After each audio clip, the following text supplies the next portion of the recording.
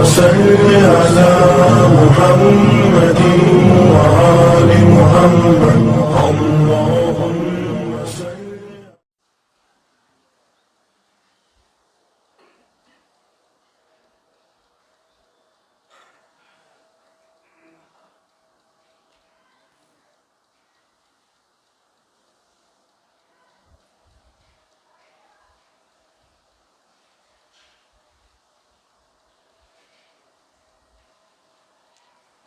الحمد لله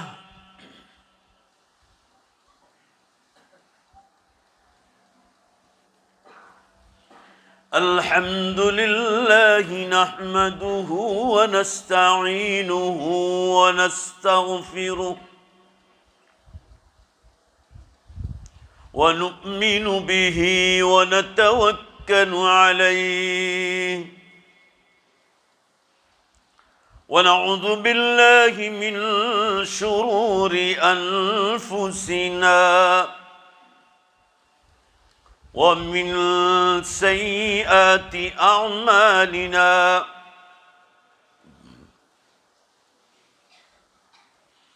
من يهده الله فلا مضل له ومن يضلله فلا هادي له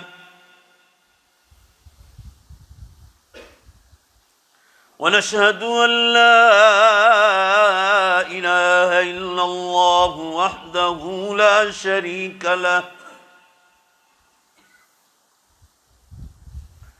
ونشهد أن سيدنا ومولانا محمدًا عبده ورسوله.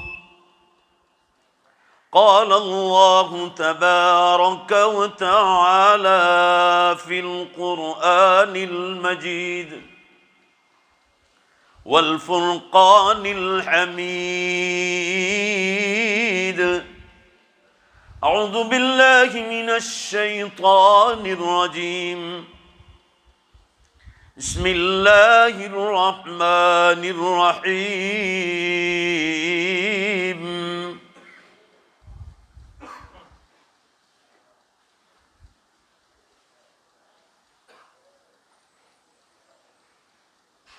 وإن لكم في الأنعام لعبرة نسقيكم مما في بطونها من بين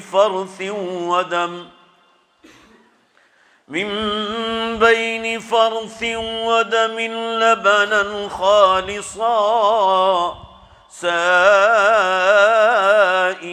للشاربين. وقال الله تبارك وتعالى: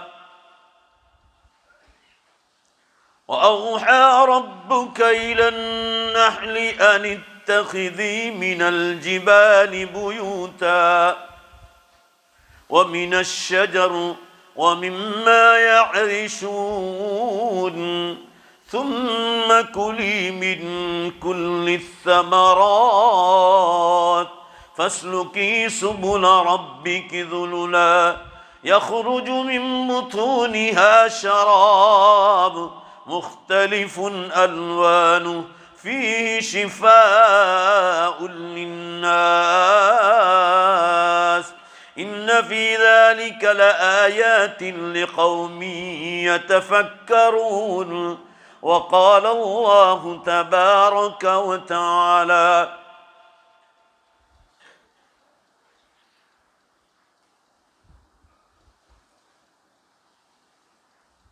يا أيها الذين آمنوا توبوا إلى الله توبة نصوحا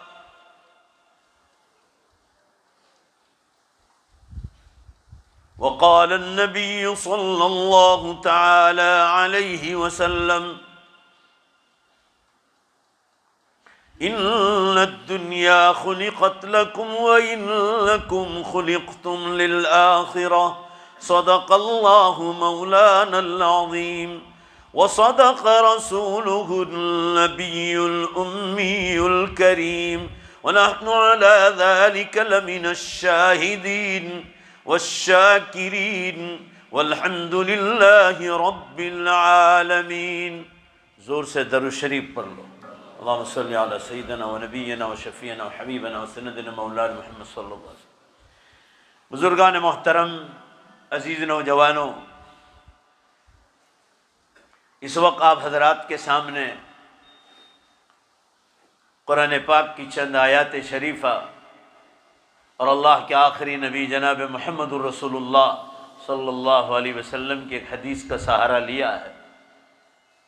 अल्लाह हम सब को ध्यान से सुनने की तौफीक बख्शे, अल्लाह अमल की तौफीक अता फ़रमाए और अल्लाह मरने के बाद की हमेशा की जो ज़िंदगी आने वाली है, जिसका कोई किनारा नहीं है, जिसके बारे में इंसान गफलत में सोया हुआ है, उस मरने के बाद की ज़िंदगी जिसको कब्रिस्तान से लेकर क़यामत तक कहा जाता है और मैदान हशर से लेकर जन्नत में पहुँचने तक और फिर अबदुल आबाद जो ज़िंदगी कभी ख़त्म होने वाली नहीं, उस ज़िंदगी के बारे में जो आज का मुसलमान गफलत में है, इस बारे में हम चंद बातें अर्ज़ करना चाहते हैं। अल्लाह हमारी गफलतों को दूर फरमाए। ईमान ऐसी चीज़ है जो आदमी को जीने का मज़ा देती है। हदीस में आता है ज़ाक़ तामुल ईमान, उस शख्स ने ईमान का मज़ा चख लिया जिसने दुनियावी ज़िंदगी के साथ आखिरत की फ़िक्र की। हदीस का मतलब ये है कि इंसान बिज़नेस और व्यापार करे, खेती बाड़ी से रोज़ी हासिल करे, नौकरी धंधा करे, मगर हलाल तरीके से करे, कपड़े भी लाए, मकान भी बनाए, गाड़ी भी लाए, ट्रेनों में भी बैठे, हवाई जहाज़ों में बैठे, और दुनिया की बेशुमार नेमतें हैं जिसको इंसान गिन भी नहीं सकता है। अल्लाह फरमा रहे हैं कि इनको इस्तेमाल करने के साथ साथ और इसमें रहते हुए जो मरने के बाद की ज़िंदगी की फ़िक्र करता है, ज़ाक़ तामुल ईमान, उसने ईमान का मज़ा चख लिया। दुनिया में आसमान के छत के नीचे दो किस्म के आदमी, एक है मुसलमान और दूसरा है गैर मुस्लिम। वो भी हमारी तरह हर हरकत करता है, खेती बाड़ी भी करता है, बिजनेस और व्यापार भी करता है, शादी भी करता है, औलाद भी हासिल करता है। जो एक्टिविटीज़ हम करते हैं वही एक्टिविटीज़ गैर मुस्लिम भी करता है, मगर हमारे और उसमें फ़र्क ये है कि वो एक अल्लाह पर और अल्लाह के 99 नाम पर उसका ईमान नहीं है। वो ईमान एक अल्लाह पर ईमान के बजाय वो शिर्क करता है, सूरज के सामने झुक जाता है, चांद के सामने झुक जाता है, दरख्त, झाड़ और पत्थरों के सामने झुक जाता है, प्लास्टिक की बनाई हुई चीज़ों पर झुक जाता है और उसको खुदा का अवतार समझता है। औलिया अल्लाह के मज़ारों पे वो झुक जाता है, सजदा कर बैठता है। ये सब शिर्क के काम। ईमान इसका नाम है, तौहीद इसका नाम है। पूरा मजमा जोर से बोलो, अल्लाह के सिवा किसी और के सामने सजदा न करे। सजदा सिर्फ और सिर्फ अल्लाह का हक है। वही चीज हदीस में फरमाई, ज़ाक़ तामुल ईमान, उसने ईमान का मजा चख लिया जो तौहीद पर रहा एक अल्लाह के साथ। ईमान उसका मजबूत रहा कि मर जाऊंगा, अल्लाह ही मेरा परवरदिगार, मेरा पालने वाला, मेरा रोजी देने वाला, मुझे तंदुरुस्ती देने वाला, औलाद देने वाला, न देने वाला, बीमारी देने वाला, शिफा देने वाला, हर चीज का मालिक अल्लाह ही है। अल्लाह के सिवा दूसरा कोई नहीं। इसको ईमान और तौहीद कहते हैं। हदीस में फरमाया गया, ये याद रखो कि कोई गैर मुस्लिम जब मरता है उसका ईमान नहीं अल्लाह पर। यह हदीस सही है जो मैं आपको सुना रहा हूं। फरमाया उसकी रूह निकलने के बाद से लेकर मैदान हशर तक 99 सांप उसको काटते रहेंगे। 99 सांप ये हदीस सुना रहा हूं, याद रखो। और मोमिन को इस किस्म का कोई सांप नहीं काटेगा। ये इतनी बड़ी बशारत क्यों दी गई?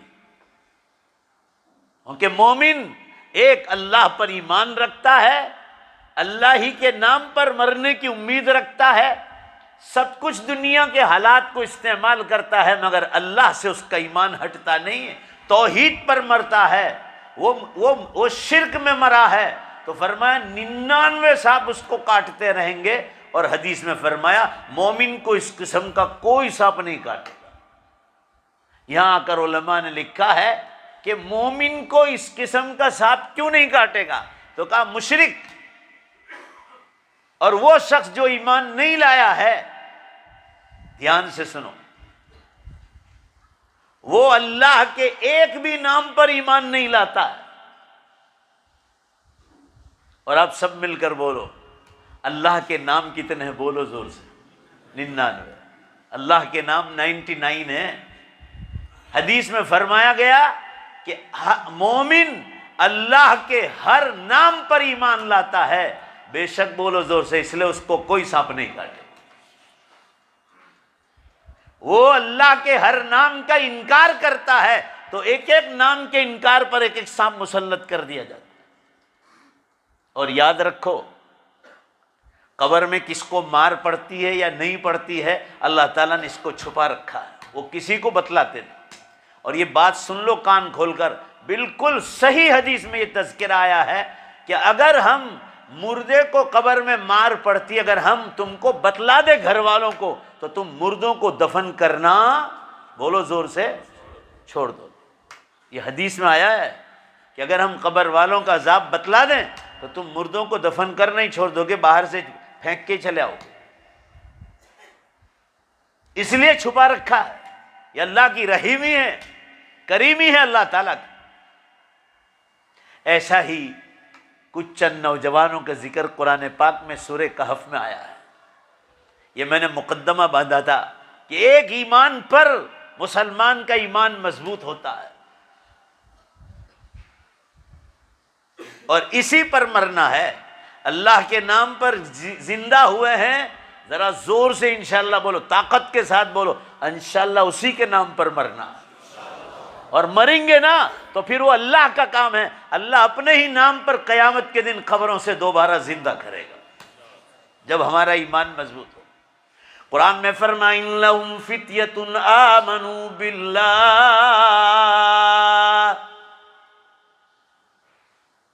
चंद नौजवान थे। कुरान पाक में तज़किरा है सूरह कहफ में। ये किस्सा ही सुनाने के लिए आया और उसके बाद इस किस्से में अल्लाह ताला क्या समझाना चाहते हैं वो समझ लो, नहीं तो रोगे मरने के बाद। और जो मरने के बाद रोने का मामला आया ना, वहाँ आपको कोई छुड़ाएगा नहीं, कोई छुड़ाएगा। और ये आखिरी ज़माने के मुसलमान हैं। आज से 50 साल पीछे जाओ, बाप दादाओं में, रिश्तेदारों में बहुत मोहब्बतें थी। अभी वो बात नहीं है, आप भूल जाओ। ये लोग कहते हैं कि मौलाना भांजा भतीजा क्रिकेट खेलना आता है गाँव में, और सग्गी फूफी को और खाला को मिले बगैर ऐसे ही भाग जाता है। 2 व्हीलर लेकर आया है और रिश्तेदारों को मिले बगैर चला जाता है। इल्ला माशाअल्लाह जाने वाले जाते हैं, उसका इनकार नहीं कर, मगर आम माहौल हो गया है। पहले इतना इखलास था, इतना इखलास, बैलगाड़ियों से लोग रिश्तेदारों को मिलने के लिए जाते थे सफ़रों में, छुट्टियों में, वैकेशन में बैलगाड़ियों में सफ़र करते थे। इतनी 2 व्हीलर गाड़ियाँ, 4 व्हीलर गाड़ियाँ 50 साल पहले थोड़ी थी। रांदेर देखो 50 साल पहले कैसा था और अब रांदेर देखो कैसे हालात बदल गए हैं। यह आखिरी ज़माने की निशानी है, आपस से मोहब्बतें उठ जाएगी।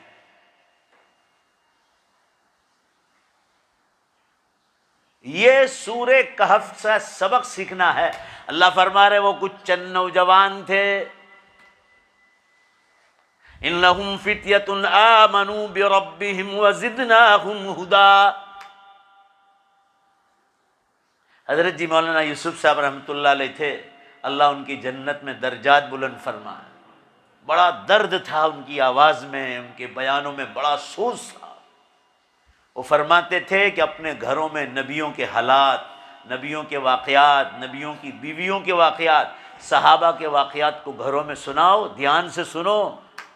कलंदर हर चे गोयत दीदा गोयत।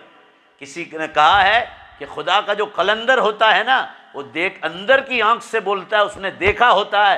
इसलिए हर चे गोयत दीदा गोयत, वो देख कर बोलता है, उसको पता चलता है।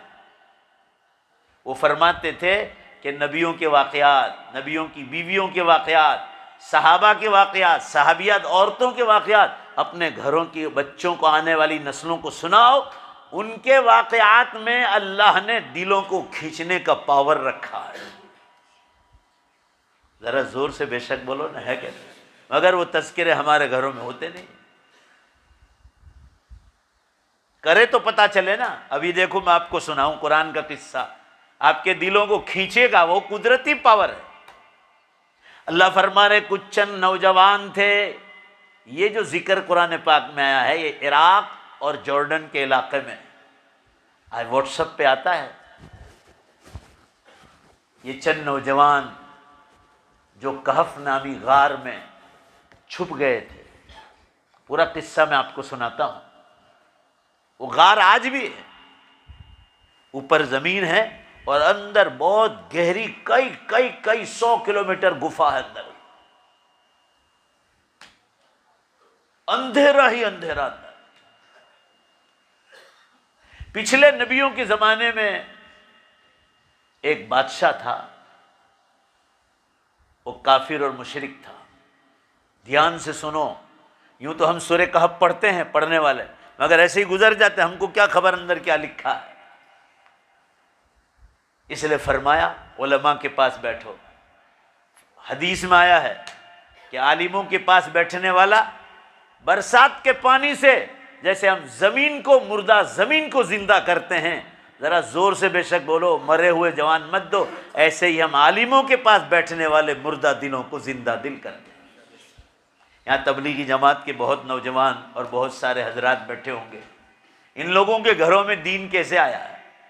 ये हमारे अकाबिरीन और उलमा और बुजुर्गों की सोहबत में बैठे। हजरत शेख मौलाना ज़करिया साहब रहमतुल्लाह अलैह जिन्होंने अरब के उलमा को हदीस का दर्स दिया, अरब के उलमा को 20 साल तक जन्नतुल बकी में बैठकर, जन्नतुल बकी के पास हरम मदीना में बैठकर, जन्नतुल बकी करीबी है, वहाँ बैठकर बड़े बड़े अरब के उलमा को बुखारी शरीफ 20 साल दर्स दिया है शेख ज़करिया रहमतुल्लाह। आप सोच लो कि जिनके शागिर्दान हजारों की तादाद में 20 साल तक अरब के उलमा रहे हों, उस शख्स को अल्लाह ने क्या नवाजा हो।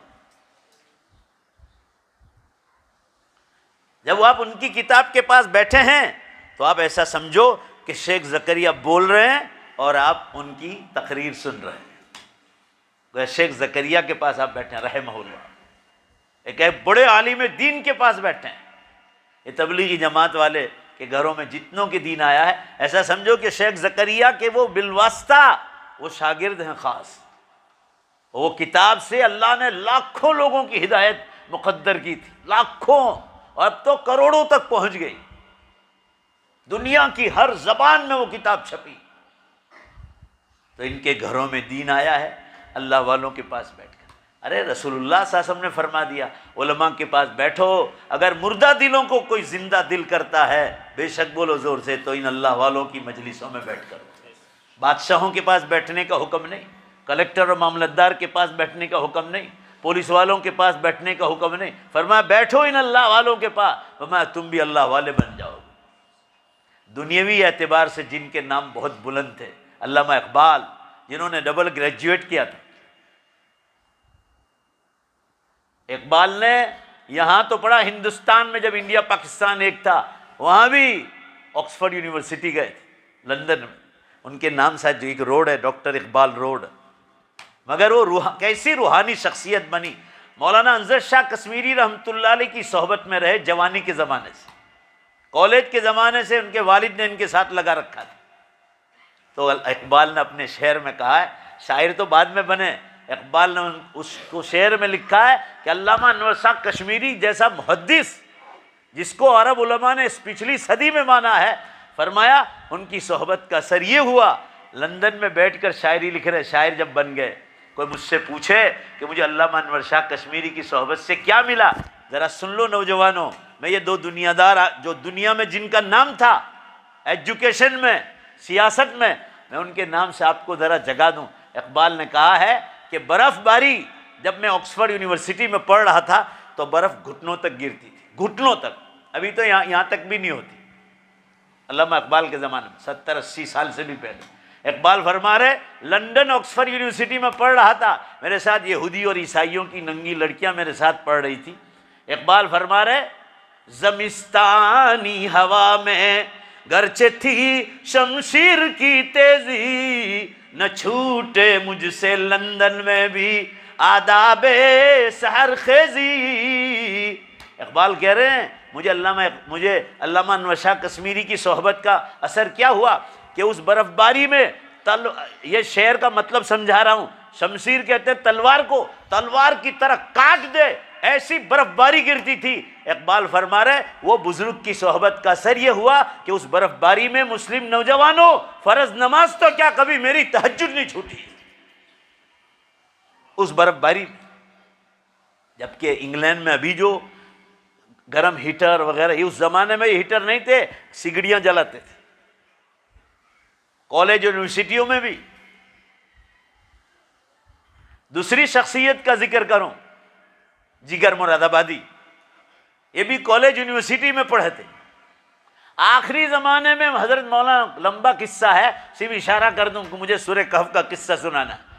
आखिरी जिंदगी में एक शायर मिल गए जो उनके दोस्त थे, मुशायरे में साथ आते थे। वो हजरत थानवी रहमतुल्लाह अलैह के मुरीद थे। उनको रंग चढ़ा था मौलाना थानवी रहमतुल्लाह अलैह, वो उन पर विलायत का असर आया था। वो एक मुशायरे में जिगर मुरादाबादी से मुलाकात हो गई। नौजवानों सुन लो, जिगर ने खुद अपनी शायरी में लिखा है कि कॉलेज के ज़माने से शराब पीने की आदत थी। आजकल की ये कॉलेज यूनिवर्सिटियों में बेहिसाब शराब और ड्रिंक क्या करते हैं नौजवान। इवन के मैं पेपरों में पढ़ता हूँ, लड़कियां ड्रग्स करने लगी। आमीन कहो, अल्लाह हमारे जवानों की और बेटियों की इस गुनाह से हिफाजत फरमाए। जब अल्लाह वालों के पास नहीं होंगे ना तो आदमी गुनाहों की लाइन में जाता है। इनसे एक मुशायरे में मुलाकात हो गई। चालू मुशायरे में शिरवानी में से बोतल निकाली और उन्होंने ऐसे शराब पी दारू, चालू मुशायरे में। जिगर मुरादाबादी तो हजरत थानवी के मुरीद थे, वो भी शायर थे, उनको भी दावत दी थी मुशायरे में। अच्छे शेर पढ़ना तो कोई बुरी बात नहीं है, वो आखिरत पर ही अशार पढ़ते थे।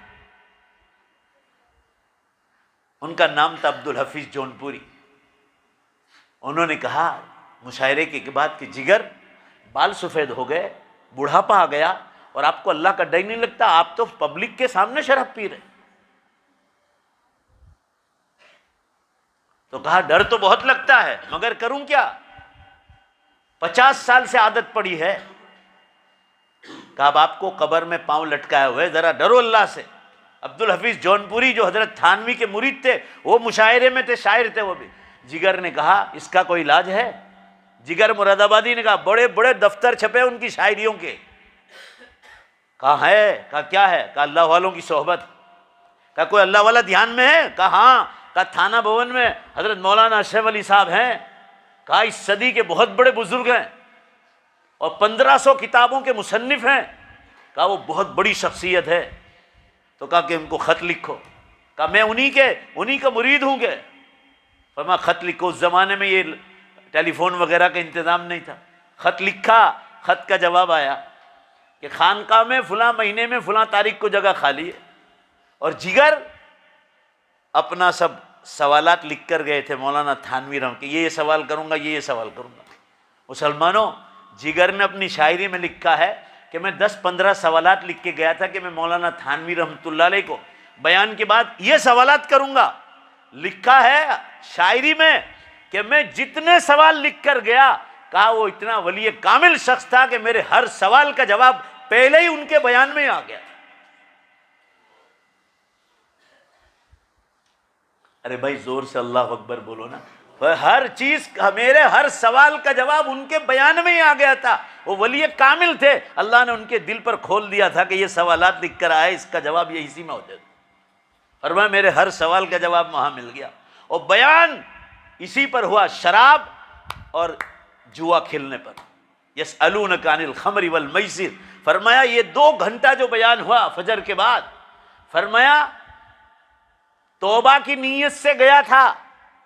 फरमाया पहले ही बयान से बैत होने का तो सिलसिला बाद में, मगर हजरत थानवी रात को जब वहाँ पहुँचे, वो बीच में भूल गया, रात को जब पहुँचे खानकाह में, ट्रेन से पहुँचे, हजरत थानवी रहमतुल्लाह ने दरबान को कह दिया था कि भाई एक बहुत बड़े शायर आ रहे हैं तौबा की नीयत से, आप इनको रोटी खिला देना, रोटी उनके लिए रख छोड़ना। और अब्दुल हफीज़ जौनपुरी भी थे, खाना खिला दिया, इनको जगह दे दी। अब जो है ना अब्दुल जिगर मुरादाबादी ने अंदर से अपनी बैग में से चादर निकाली तो साथ शराब की बोतल भी निकाली खानकाह अशरफिया में। तो अब्दुल हफीज़ ने कहा ये क्या कर रहे हो? अरे कहा मुझे 50 साल की आदत है यार, तुम अभी तो हजरत थानवी रहमतुल्लाह हजरत को देखा भी नहीं और तुम मेरी 50 साल की आदत आज ही छुड़वा दोगे, ये तो रोज़ाना की आदत है, मेरा वक्त हो गया, मुझे पी लेने दो। बहुत मिन्नत समाजत की, बहुत समझाया कि यहाँ बड़े बड़े अल्लाह वाले सोए हैं। हज़रत मौलाना इलियास साहब रहमतुल्लाह अलैह, मौलाना कारी मोहम्मद तैयब साहब रहमतुल्लाह अलैह, मौलाना याकूब साहब नानोती रहमतुल्लाह, बड़े बड़े अकाबिर वहाँ जाते थे। मौलाना रशीद अहमद साहब गंगोही रहमतुल्लाह अलैह, बड़े बड़े अकाबिर वहाँ खानकाह में जाते थे। फरमाया यहाँ बड़े बड़े अल्लाह वाले सोए हैं और आप यहाँ शराब पी रहे हैं। कहा बहुत बुरी बात है। कहा कल चलो एक काम करो, अभी मत पियो, सुबह पी लेना। तो मान गए और पड़ोस के खेत में छुपा कर आए, सो गए। रात को लोगों ने तहज्जुद के वक्त बिस्तर उठा लिए खानकाह में, और लोगों ने, वो तो भरी नींद में, जिगर मुरादाबादी भरी नींद में, और लोगों ने तहज्जुद पर के अल्लाह के सामने रोना धोना शुरू किया। तो जिगर की आंख खुल गई, वो अंधेरे में देख रहे ऐसे और बैठ गए बिस्तर पर, सोते बैठते बेचैन।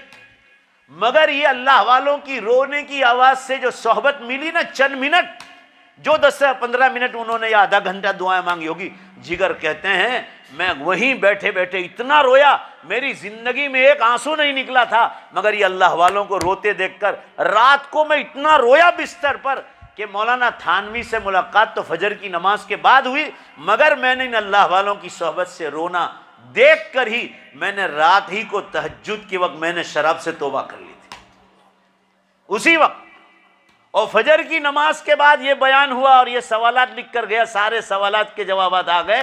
फजर की नमाज में तहज्जुद के वक्त शराब से तौबा कर ली, और हजरत थानवी का बयान सुनने के बाद मुसाफा करने गया, कहा बैत होने के लिए आया हूं। तो फरमाया कि हजरत सिर्फ शराब की तौबा की नीयत से आया था, आपके बयान के बाद मैंने जिंदगी भर के गुनाहों की तौबा कर ली, जिंदगी भर। जिगर ने उस बात को कहा है, जिगर मुरादाबादी ने। अल्लामा इकबाल का शेर तो सुना है, जिगर ने कहा चलो देखने तमाशा जिगर का, सुना है वो काफिर मुसलमान हो गया। कह रहे मैं तो नास्तिक जैसा हो गया था, मगर इस बुजुर्ग की बरकत से मैं अल्लाह वाला हो गया। ये बड़े बड़े पढ़े लिखे हजरात अल्लाह वालों के पास बैठते, मगर आजकल हमारे नौजवान उलमा के बयानात से, दावत व तबलीग के काम से, खानकाहों के अमलियात से ये भागते हैं दूर। और जब भागोगे ना और इस लाइन से दूर रहोगे, तालीम से, तालीम के हलकों से, तो आप सुन लो शैतान आप पर कब्जा कर ले। शैतान आप पर कब्जा करेगा और फिर कहेगा शराब पियो, शराब बेचो, ड्रग्स बेचो। ऐसा अखबारों में आया था कि रांदेर के नौजवानों के बारे में, कुछ औरतों को भी बीच में इस्तेमाल करते थे ड्रग्स सप्लाई करने। मुझे किसी ने नहीं कहा, मैं अखबार पढ़ता हूँ तो मैंने ये पढ़ा था, और कितनी मर्तबा आया। ये क्यों मालूम है? अल्लाह वालों की सोहबत नहीं है उसकी बुनियाद। आप एजुकेशन लेते हैं, बहुत अच्छी बात है, एजुकेशन भी इंसान माँ के पेट से नहीं लेकर आया। सच्चे मुसलमान हो तो बोलो, एजुकेशन और साइंस और टेक्नोलॉजी भी अल्लाह ही ने बेशक बोलो इंसान को दी है। देखो कितना धीमे से बोल रहे हैं, जोर से बोलो ना, किसने दी है? अल्लाह ने दी। आपका बच्चा स्कूल जा रहा है, मैं साबित करके बतला दूं। स्कूल में एक सबक आता है गुजराती में, शुरू में गुजराती सिखाता है ना, तो शुरू में क ख ग ग ऐसा सिखाते हैं, ABCD। उसके बाद धीमे धीमे छोटे छोटे वाक्य ग्रामर बतला दें। फिर उसमें एक सवाल आता है, आ कुर्सी कौने बनावी, ऐसा पूछते हैं सवाल। तो जवाब में लिखा होता है कि रमन काका है या मूसा चाचा ने बनाई, मूसा चाचा बना। यहाँ इस स्कूल का इल्म पूरा हो गया। अब आपका बच्चा नास्तिक बनेगा। अगर आस्तिक बनाना है तो फिर मदरसे का इल्म साथ पढ़ाना पड़ेगा। वहाँ बेश्ती समर और जेवर में वहाँ मसला आता है, ये तमाम मखलूकात किसने पैदा की? तो कहा अल्लाह ने। सवाल आता है वहाँ, इंसान को किसने पैदा किया? तो कहा अल्लाह ने। ये साइंस और टेक्नोलॉजी किसने पैदा की? तो अल्लाह ने। और वहाँ लिखा है कि इंसान को उसका जरिया बनाया। अब आपका बच्चा स्कूल में सीख कर आया, रमन काका ने, मूसा चाचा ने कुर्सी बनाई, मगर मदरसे का इल्म, ये दीन का इल्म, ये दीन की मजलिस है, ये आपको बतलाएगी कि सवाल अभी बाकी रह गया है। रमन काका को और मूसा चाचा को जोर से बोलो, पैदा किसने किया है? और दूसरा और जोर से बोलो, रमन काका को और मूसा चाचा को कुर्सी बनाने की अकल किसने दी थी? अल्लाह ने दी। यहाँ बच्चा आस्तिक बनेगा, खुदा को मानने वाला बनेगा, और वहाँ नास्तिक बनेगा। इसलिए हमारा एक ही ऐलान है, दुनिया की तालीम के साथ जो दीन की तालीम नहीं होगी तो आप बहक जाओ। आप समझ लो इस बात को। बहुत वेल एजुकेटेड तबका शराब पीता है, जुगार खेलता है, चाहे वो गैर मुस्लिम है, हमें कोई इससे मगर एजुकेशन इंसान को गुनाह से नहीं बचा सकता। आप एजुकेशन दो, जितनी भी आप मेहनत कर रहे हो उससे ज्यादा पावरफुल बनाओ। मेरे 3000 के करीब मकतब इंडिया में चलते हैं गरीब इलाकों। रात को मैं बोटाद काठियावाड़ में था, फजर की नमाज वहाँ से 1 बजे चला। फजर की नमाज मैंने भरूच 5 बत्ती में पढ़ी। अभी आज की रात की बात कर रहा हूँ। पूरी रात सफ़र में रहा, फिर फजर बाद थोड़ा आराम कर लिया 3 घंटे, और मैं यहाँ दौड़ कर आया। अभी यहाँ बयान होगा मस्तूरात में, उसके बाद 5:30 बजे मेरी ट्रेन है अहमदाबाद के लिए। वहाँ से 12 बजे बाद एक ट्रेन में बैठूंगा और 3 बजे अंकलेश्वर आऊँगा। सुबह में मदरसा जाऊँगा। मैं आपसे क्या समझाना चाहता हूँ, दीन आपके पास नहीं होगा तो आप बहक सकते हैं।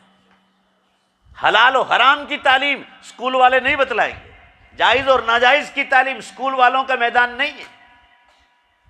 वो आपको यहीं पर खत्म कर देंगे कि ये सब इंसानों ने बनाया। मगर सवाल तो बाकी रह जाता है, भाई सब मिलकर दोबारा बोलो, इंसान को पैदा किसने किया? अल्लाह ने। और जोर से बोलो, साइंस वालों को किसने पैदा किया? जैसे हम अपनी माओं के पेट से पैदा हुए, साइंस वालों को भी अल्लाह ने पैदा किया। यहां हम लोग मार खाते हैं, औलादें हाथों से निकल जाएगी। बेशुमार लड़कियां कॉलेज और यूनिवर्सिटियों से ईमान छोड़ बैठी।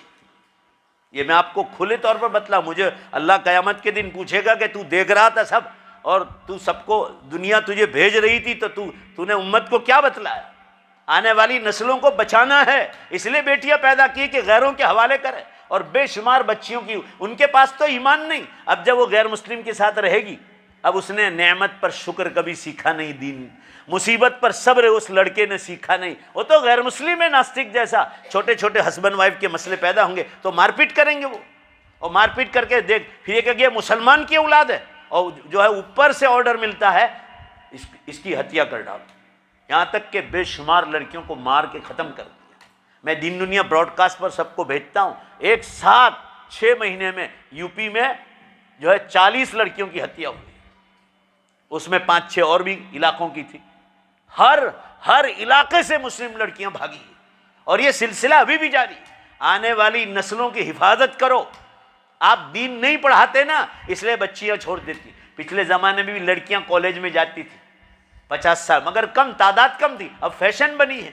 तालीम से कोई मना नहीं करता। इस्लाम का कानून सुन लो, कल रात भी 5 से 6 हज़ार का मजमा होगा। उसमें मैंने कहा मर्द और औरतों को कि बालिग होने के बाद लड़कियों की स्कूलें अलग करो, आपको कोई मना नहीं करता। आप 25 लाख 50 लाख और 1-1 करोड़ की शादियां करते हैं। यहाँ ये रांदेर और सूरत में जो पार्टी प्लॉट है, कई छोटे मोटे पैसों से शादियां होती, बेशुमार पैसे खर्च किए जाते। अभी मध्य प्रदेश में एक शादी हुई, 7 करोड़ रुपए उन्होंने खर्च किए। 7 करोड़ रुपए। इसमें क्या आपकी शानदार लड़कियों की कॉलेज नहीं बन सकती थी?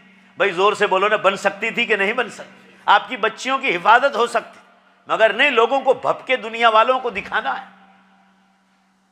और चंदे लेने के लिए जाएंगे स्कूल कॉलेज के लिए तो 500 रुपए 1000 रुपए। वही जो करोड़पति है अकेला वो बना सकता है, अकेला बना सकता है। हालांकि वो भी सदक़े जारिया है। ये जितनी मुस्लिम स्कूलें आपके रांदेर में, ये सब मरहुमों के लिए एक सदक़े जारिया है। मदरसे सदक़े जारिया है, मस्जिदें सदक़े जारिया है, पानी के वाटरवर्क सदक़े जारिया है, पानी के कुएं सदक़े जारिया है जो उन मरहुमों ने किए थे।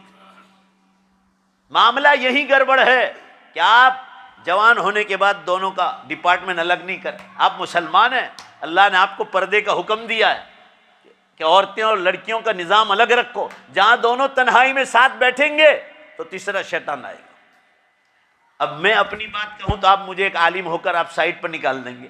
मेरे साथ एजुकेशन की मीटिंगों में, एजुकेशन की बड़े बड़े प्रोग्रामों में डॉक्टर शशिकांत शाह आते थे, ये आपके सूरत के थे, अब तो वो गुजर गए।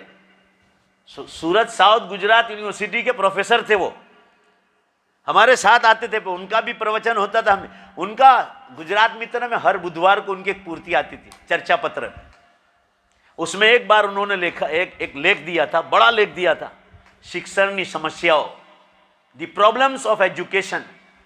उसमें एक गैर मुस्लिम लिख रहा है कि मेरा बेटा ओमान मस्कत में, हिंदू, उनका बेटा भी गैर मुस्लिम, वो वहाँ काम करता था। वो कहा मैं मस्कत गया, मस्कत मेरे बेटे के पास घूमने फिरने के लिए।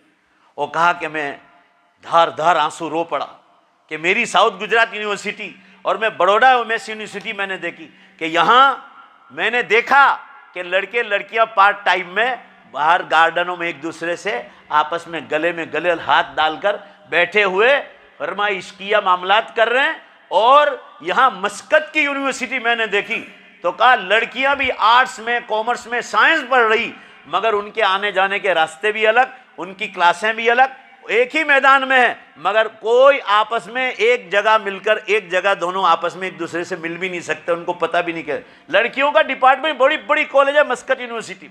एक गैर मुस्लिम लिख रहा है कि यहाँ जो नंगे नाच खेले जा रहे हैं यहाँ की यूनिवर्सिटियों में। अरे भाई ये लोग इसलिए, ये तो गैर मुस्लिम है।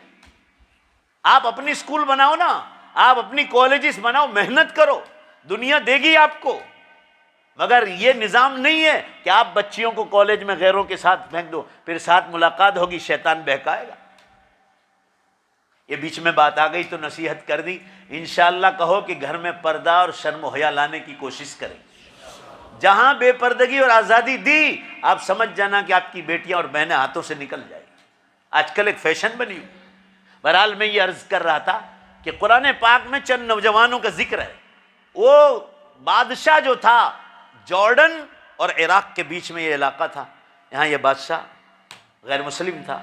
और यहाँ साल में एक बार एक झाड़ था शहर के बाहर, यहाँ उस झाड़ की पूजा करते थे, मेला लगता था उस झाड़ की पूजा के लिए। वो ऐलान होता था कि ये फुला महीने में ये मेला लगेगा और झाड़ की पूजा की जाएगी। ये कुरान पाक में इसका तज़किरा है, हदीसों में शरह उसकी आई है। अब ऐलान हो गया, सब पब्लिक आ गई। उस जमाने में इंसान बहुत कम थे। अब इस इलाके में एक गांव पड़ता था, ये झाड़ के इलाके में, वहां के कुछ नौजवान थे जो पिछले नबियों की तालीमात उनको पहुंची थी। तो कुरान कह रहा इन्नहुम फित्यतुन आमनू, ये कुछ नौजवान थे, पूरा मजमा बोलो, जो ईमान लाए एक अल्लाह पर, वज़िदनाहुम हुदा, और जब ईमान लाए तो हमने उनके लिए हिदायत के रास्ते मजीद कर दिए, आगे बढ़ने लगे। अब जब ये पूजा की बारी आई तो ये हजरात गए नहीं उस मेले में, और पता चल गया कि वो नौजवान आए नहीं। तो बादशाह ने ऑर्डर जारी किया, क्योंकि गिनतियां होती थी, तो कहा इस गांव से ये इतने नौजवान आए नहीं हैं, तो उनको पकड़ के मंगवाया। पुलिस गई और उस नौजवानों, ये सूरह कहफ का वाकया है, सुनो ध्यान से, पकड़ कर ले आए। बादशाह ने कहा क्यों भाई आप इस झाड़ की पूजा में नहीं आए? तो कहा हम तो एक रब पर ईमान रखते हैं, हम इन चीज़ों की पूजा नहीं करते। ये कहा बादशाह के सामने। तो लिखा है हदीस में कि बादशाह इतना नालायक था कि ऑर्डर दिया कि इनके सारे कपड़े निकाल लो। नौजुबिल्लाह अस्तगफिरुल्लाह, कितना बेशर्म होगा। पूरे कपड़े निकाल लिए और फिर कहा जाओ अब जाना, जहाँ जाना हो जाओ। फौरन ये जंगल से गुजर रहे थे तो इन्होंने दरख्तों के पत्ते लिए और कांटों से अपना सतर पूरा छुपाया, कांटों से यहाँ से लेकर यहाँ तक, जल्दी जल्दी। अब उनके पास कुछ नहीं था, जल्दी जल्दी अपने घर गए। और बादशाह ने कहा कि 3 दिन के मेला है, जल्दी से अब तौबा करनी है कि नहीं करनी, वरना हम आपके लिए कत्ल का ऑर्डर दे देंगे। ये कहा बादशाह ने। तो ये नौजवान घबरा गए। जाहिर असबाब में इंसान घबराएगा, वक्त का बादशाह ऑर्डर दे रहा है। तो इन लोगों ने अपने जो कपड़े घर पर थे वो, और उस ज़माने में जो चवन्नियाँ थी, सिक्के जो सोने या चांदी के रहे होंगे, वो सिक्के लेकर ये लोग गुफा में, जंगलों में चले गए। ये कहफ जिसका नाम गुफा है, गुफा, ये कहफ जिसका जिक्र कर रहा हूँ, आप सूरह कहफ पढ़ते हो, ये अंदर अंदर अंदर जाकर छुप गए। अपने साथ कुछ चवन्नियाँ और पैसे ले गए जो उस ज़माने में चलते थे। अब ये लोग जब रात का वक्त हुआ तो गार में छुप गए। बादशाह ने दूसरे दिन तलाश किया, तीसरे दिन तलाश किया, मेला खत्म हो गया, नहीं मिले। ऑर्डर नाफिज किया कि इनको कहीं से भी ढूंढ डालो, इनको कत्ल कर देंगे। बहुत ढूंढा, गार के मुंह तक गए, मगर वो गार इतना अंधेरा वाला था, इतना अंधेरा, इतना अंधेरा कि वो लोग वहीं से पुलिस वापस चली गई और ये मिले ही नहीं। अल्लाह ताला फरमा रहे, जब कोई आदमी ईमान के रास्ते पर आता है और हमसे दीन चाहता है कि मैं सीधे रास्ते पर आ जाऊं, अल्लाह फरमा रहे बेशक, बोलो जोर से, हम उनके लिए रास्ता आसान करते हैं। वज़िदनाहुम हुदा, फरमाए छुप गए और रात का वक्त आया तो ये सो गए। अल्लाह ताला फरमा रहे बादशाह कत्ल के लिए ढूंढ रहा है, मुसलसल ढूंढ रहा है, मगर गार इतना गहरा कि दिन में भी अंधेरा। अल्लाह, उनकी करामत देखो, उनकी करामत देखो। ये लोग ढूंढने आते हैं, कुरान में है कैसी मदद, ईमान पर मदद तो देखो। कुरान में कह रहा है तत्लु अश-शम्स, सूरज निकलता था तो अल्लाह ताला ने, ये लोग ढूंढने के लिए निकले, रोज निकलते थे पकड़ने के लिए। अल्लाह फरमा रहे हमने मेरे उन नेक बंदों के लिए सूरज को हुक्म दिया था कि तू रोजाना यहां से निकलता था और गार में तेरी शुआएं और किरणें फेंकता था, कहीं ये पुलिस को पता न चल जाए मेरे इन बंदों का और ये कहीं इनको कत्ल न कर दे। तो अल्लाह ने, बात पूरी हो जाए तो जोर से सुभान अल्लाह बोलना, बात पूरी हो जाए जब अल्लाह ने सूरज को हुक्म दिया कि तू यहां से साइड करके कट मार कर निकल जाना ताकि तेरी किरणें उन बंदों पर न गिरे और पुलिस को पता न चल जाए। कुरान कहता है सूरज हमने उसके ताबे कर दिया था और रोज सूरज निकलता था तो कहफ के गार से हटकर वो उधर से निकल जाता था। अल्लाह फरमा रहे पुलिस ढूंढ ढूंढ कर थक गई और हमने उन पर ऐसी नींद तारी कर दी। कुरान कह रहा है 300 से ज्यादा बरस तक सुलाया और बादशाह मर जाए वहां तक भी वो नौजवान, बोलो सुभान अल्लाह, कभी हाथ में नहीं आया। ये है अल्लाह की मदद। सूरज को हुक्म दिया था कि साइड से निकल। ये ईमान वालों पर मदद आती, मगर कब? इन तंसुरुल्लाह यंसुरकुम।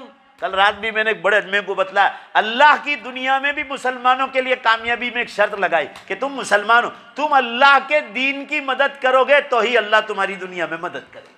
आज मुसलमान एजुकेशन में भी पीछे इसीलिए है, असबाब सब है, पैसा टका, मगर दीन का मजाक उड़ा रहे हैं, दीन में लोगों का साथ नहीं देते। क्रिकेट की मैच हो ना और उलमा बयान के लिए आए हो तो उसमें भाग जाते। इज्तिमा चल रहा और फाइनल मैच हो तो फाइनल मैच पहले खेलेंगे और उसको छोड़ देंगे। ये इसलिए मार पड़ती।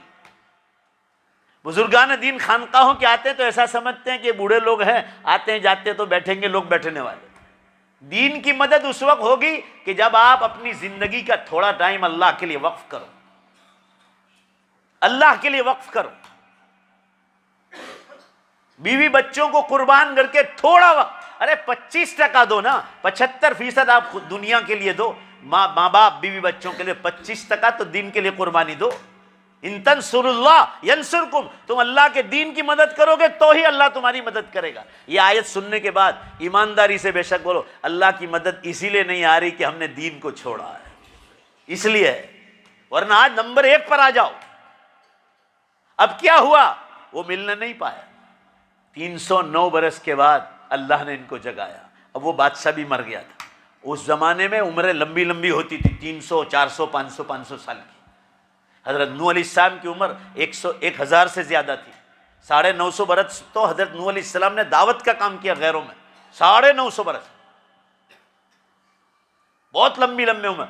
अब ये लोग उठे ना तो आपस में बातचीत करने लगे और वो यूं समझे, कुरान में पाक में वो यूं समझे कि हम रात सोए थे और सुबह हमारी आंख खुल गई। सब मिलकर जोर से बोलो, हालांकि अल्लाह ने कितने साल सुलाए? 300 साल, और उनको पता ही नहीं था। आप कुरान में आपस में बहस करने लगे कि हम कितना सोए, किसी का 1 दिन, किसी का आधा दिन, कोई कह रहा कि 1.5 दिन, ऐसा बातचीत करने लगे। फिर वहाँ का ये बहस छोड़ दो, अब ये काम करो, सुबह उठें, अब रोटी कौन लाएगा, आटा कौन लाएगा बाजार से, सब्जी कौन लाएगा, लकड़ी कौन तोड़ने कौन जाएगा, हदीस में है ये, और आग कौन जलाएगा और पकाएगा कौन, और बाजार खरीदने कौन जाएगा। अब ये लोग गए बाजार में और अपने सिक्के लेकर गए। अब उनको पता नहीं था कि ये 309 बरस के बाद उठे हैं। अब उनकी चवन्नियां वो लेकर गए, जो उनके पास था ना, वो चवन्नियां लेकर गए। अब जो है ना दूसरा बादशाह आ गया था, पूरा मजमा जोर से बोलो, अब करेंसी बदल गई थी। बोलो ना भाई, पैसे बदल गए थे, नया बादशाह करेंसी। अब ये दुकान पर आटा और सब चीजें लेकर गए। ये सूरह कहफ में है ये वाकया कि लाओ आटा दे दो, सब्जी दे दो। दे दी उसने, दुकानदार ने, और छिक्के इन्होंने दे दिए। तो उलट फिर करके वो दुकानदार देख रहा है, ओहो ये तो 300 साल पुराना है। वो पहले थोड़ी देर सोच में पड़ गया कि ये लोग मुझे उल्लू बनाने आए हैं। अरे भाई जरा जोर से बोलो ना, बात समझ रहे हैं आप लोग कि ये 300 साल पुराने सिक्के थे ना, अभी तो सिक्के अलग है। तो कहा एक काम करो, ठहरो।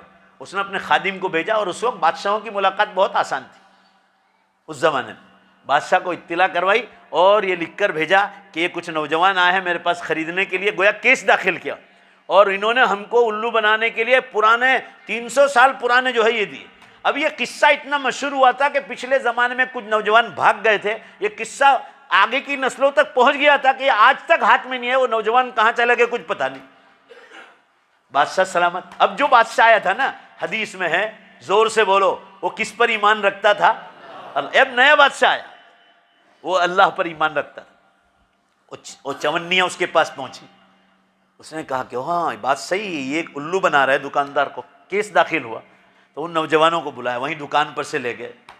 अब उसको भी मालूम था कि चंद सालों पहले कुछ नौजवान थे जो भाग गए थे और हाथ में ही नहीं आए थे। उनको बुलाया बादशाह ने, कहा कि तुमने दुकानदार को धोखा दिया? कहा नहीं, हमने कोई धोखा नहीं, हम तो एक अल्लाह पर ईमान रखते। बादशाह भी चौंक गया, क्योंकि वो भी एक अल्लाह पर ईमान रखता था, वो मुशरिक और काफिर नहीं था। तो कहा तुम कहाँ से आए? कहा सच सच बता दो। तो कहा हम वो गार में गुफा में सोए थे। कहा कब सोए थे? कहा हमको तो ऐसा लगता है कल सोए थे, आज उठे।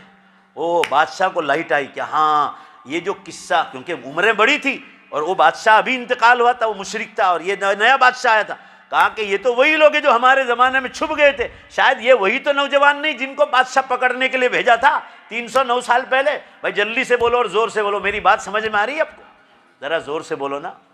हाँ, तो उनको पकड़ के मंगवाया और साइड पे बिठाया और कहा चलो कहाँ ले जाओ, कहाँ कहाँ छुपे थे?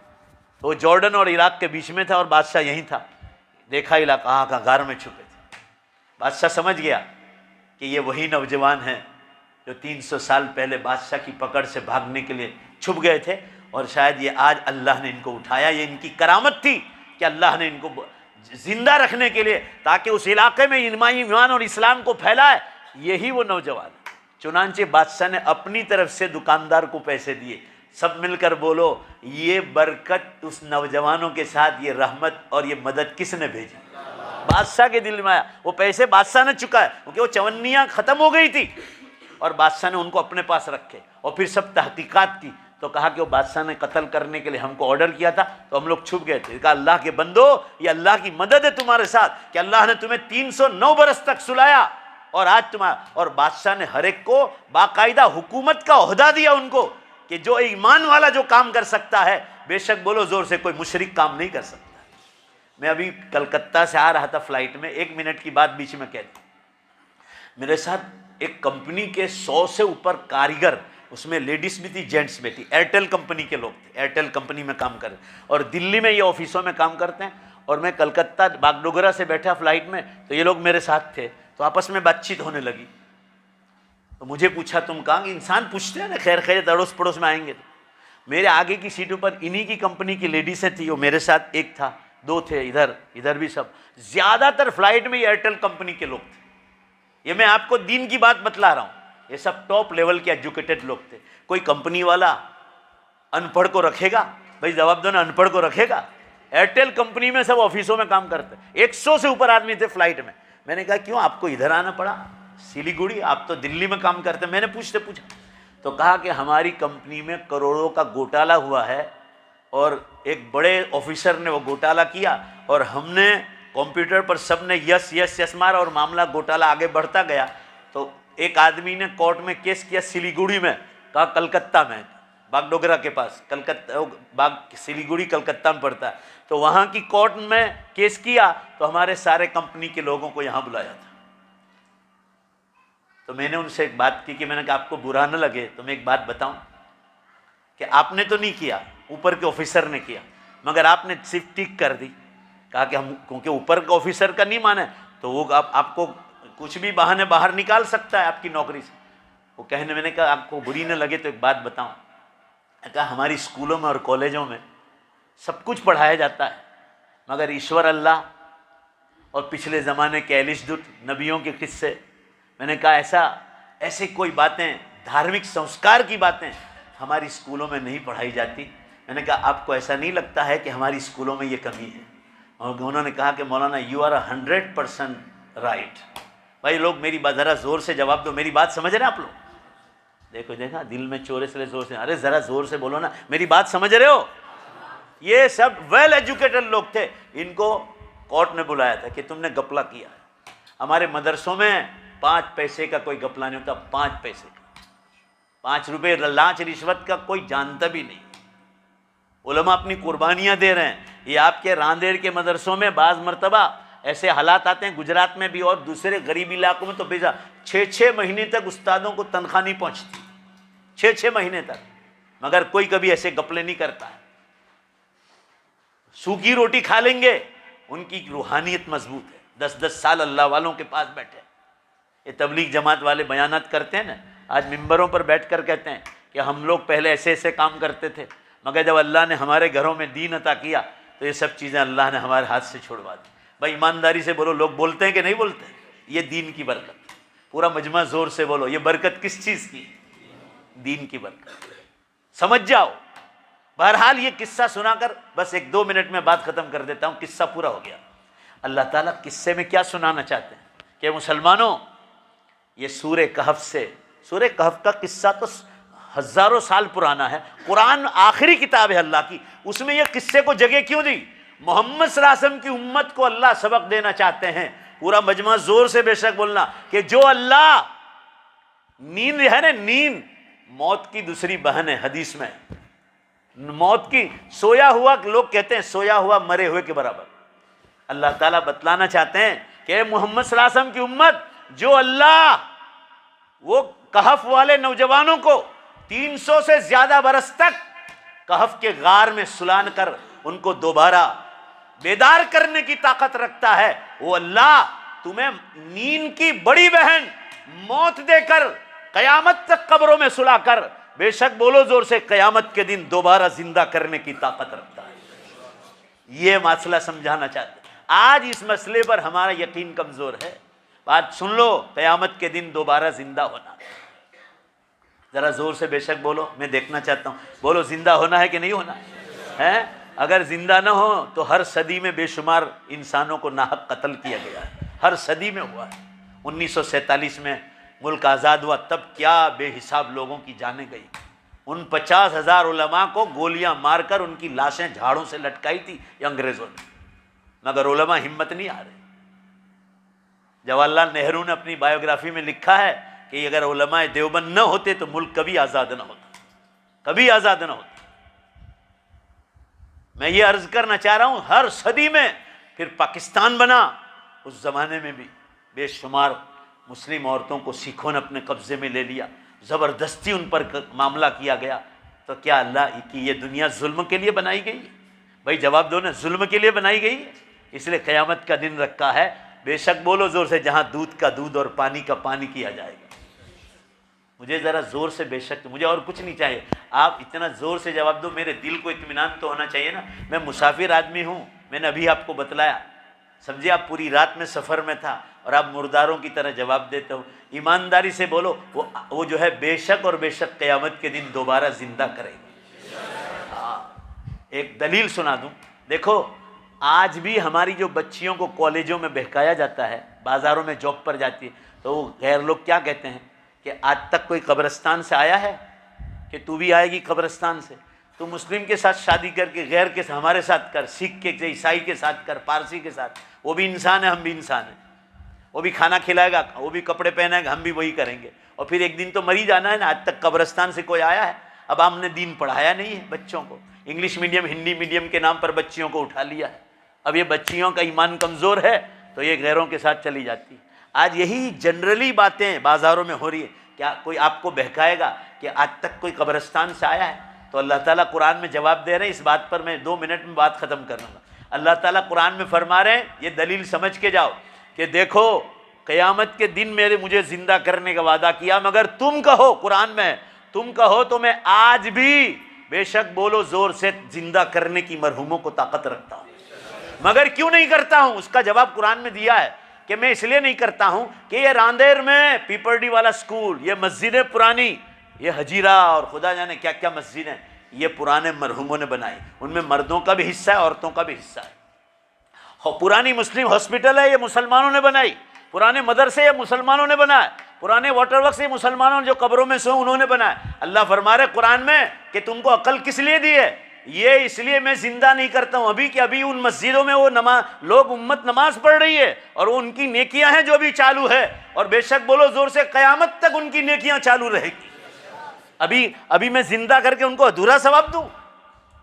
मेरा हर काम हिकमत से भरा हुआ होता है। तुम्हारे पास अकल की कमी है, तुम अकल को इस्तेमाल नहीं कर सकते। अल्लाह का कोई काम हिकमत के खिलाफ नहीं। अभी मैं इसलिए जिंदा नहीं कर रहा हूं कि अभी उनकी नेकियां चालू है। उलमा उन मस्जिदों में बयान के लिए आ रहे हैं, दावत व तबलीग का काम हो रहा है, खानकाहों का निज़ाम चल रहा है, लोग शबे कदर की तलाश करते हैं, इतिकाब में बैठते हैं। ये उन मरहुमों की नेकियां अभी चालू, क़यामत तक चालू रहेगी। मदरसों में बच्चे पढ़ रहे हैं, पिपरडी वाला स्कूल और दूसरी स्कूलों में लोग रह रहे हैं, मुसाफिर खानों में लोग आराम करते हैं, मुसलमानों के बनाए मुसाफिर खाने। बंबई में देखो, दिल्ली में देखो, कहीं भी देखो आप, मुसलमानों के मुसाफिर खाने वो मरहुमों ने बनाए, उनमें मर्दों का भी पैसा है, औरतों का भी पैसा है। वाटर वर्क्स बनाए ये मुसलमानों के पैसे हैं। अल्लाह फरमा रहे हैं इंसान भी पी रहा है, जानवर भी पी रहा है, परिंदे भी पी रहे हैं। ये सब बेशक बोलो दोबारा ये मरहुमों की नेकियां चालू है, तो उनको जिंदा करके अधूरा सवाब दो। उनकी नेकियां पूरी होंगी क़यामत के दिन, लिहाजा उनको जिंदा करने की जरूरत भी पड़ेगी। जरा जोर से बोल दो, कौन से दिन? क़यामत। अब क़यामत वो बहुत करीब आ गई। छोटी निशानियां पूरी हो गई, बड़ी निशानियों में हम लोग दाखिल हो गए। शराब पीने वाले, शराब का अड्डा चलाने वाले, और इसी तरह सिनेमा थिएटर वाले, अल्लाह फरमा रहे मैं आज उनको भी पैदा कर सकता हूँ, मगर अभी उनके गुनाह चालू हैं, उनके गुनाह पूरे होंगे क़यामत के दिन, लिहाजा उनको जिंदा करने की ज़रूरत पड़ेगी क़यामत के दिन। ज़रा अक्ल से सोचा करो, अब वो क़यामत बहुत करीब आ गई, छोटी निशानियाँ पूरी हो गई। आप सल्लल्लाहु अलैहि वसल्लम ने फरमाया बेहिसाब ज़लज़ले चालू होंगे, बेहिसाब। कल रात मैंने ये ऐप खोलकर बोटाद काठियावाड़ में बतलाया कि 213 धरतीकंप थे कल। अभी यहाँ खुल नहीं रहा है, टावर हो नहीं रहा है। अभी रास्ते में मैंने देखा था 70 के करीब हो गए थे रास्ते में, अभी ये खुल नहीं रहा है, टावर शायद मिल नहीं रहा, अल्लाह जाने क्या हो रहा है। नहीं तो मैं अभी बतलाता कि कितने धरती, रोज़ाना 300 के करीब ज़लज़ले हो रहे हैं, 300 के करीब। अभी सूरत के बाद गाँवों में हुए थे, आपने सोशल मीडिया पे देखा हो तो पता चले ना, 2 पॉइंट का झटका आया था और घरों में से बर्तन गिरे थे। ये आपके सूरत के करीब बाद ऊपर के इलाकों में, दरिया के किनारों के इलाके। और उसके बाद 2 दिन बाद वलसाड़ में आया, वलसाड़ शहर पूरा खाली हो गया था।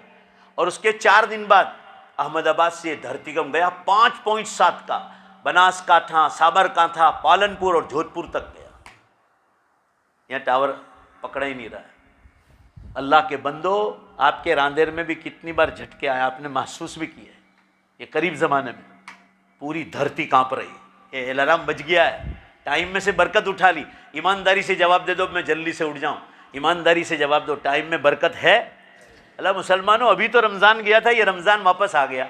1400 साल पहले आपको निशानियां बतलाई, फरमाया ब्लड प्रेशर की बीमारी हराकुद्दम, हदीस में है, क़यामत से पहले निशानियों में लिखा है ये बीमारी आम होगी और इंसान को कब्र में पहुंचा देगी।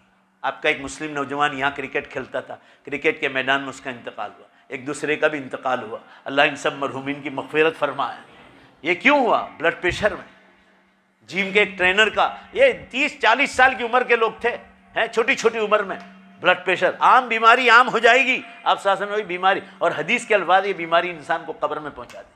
बेमौसम बारिशें होंगी भी, गुजरात में कितनी जगह हुई है पिछले हफ्ते में। कल उन्होंने बताया कि राजकोट में बेहिसाब बारिश हुई, अभी कल रात को उन्होंने बताया, अभी भी खुल नहीं रहा है। बहरहाल छोटी निशानियां पूरी हो गई और हम लोग बड़ी निशानियों में दाखिल हो गए।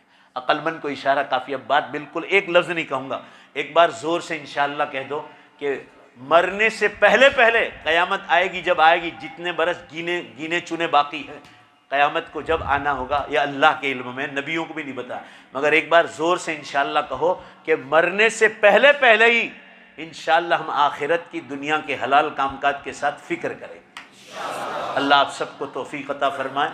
अभी जुमा के बाद जो है औरतों का इज्तिमा है, तो 3:30 बजे का वक्त दिया था, ज़रा ध्यान से सुन लो। मगर मुझे अहमदाबाद जाना है, ट्रेन पकड़ना है, तो ज़रा माँ बहनों को कह दो कि 3:15 बजे पहुँच जाए, अपना काम आगे पीछे कर लें और 4 बजे हम बात पूरी कर लेंगे, फिर मुझे स्टेशन पहुँचना है। तो थारा मेरे ऊपर रहम खाते हुए 3:15 बजे से पहले औरतों को भेज दें। ज़रा इंशाल्लाह बोलो ना भाई, भेज दोगे ना? और उनको भेजो ताकि 2 बात समझाए। औरतों में दीन नहीं पहुँचता है ना तो बहुत बेराह रवी आ रही। अल्लाह हम सबको इन बातों पर अमल की तौफीक अता फरमाए। मैं यहाँ नेपाल जाता रहता हूँ, पड़ोस के मुल्क में। यहाँ मेरी हमारी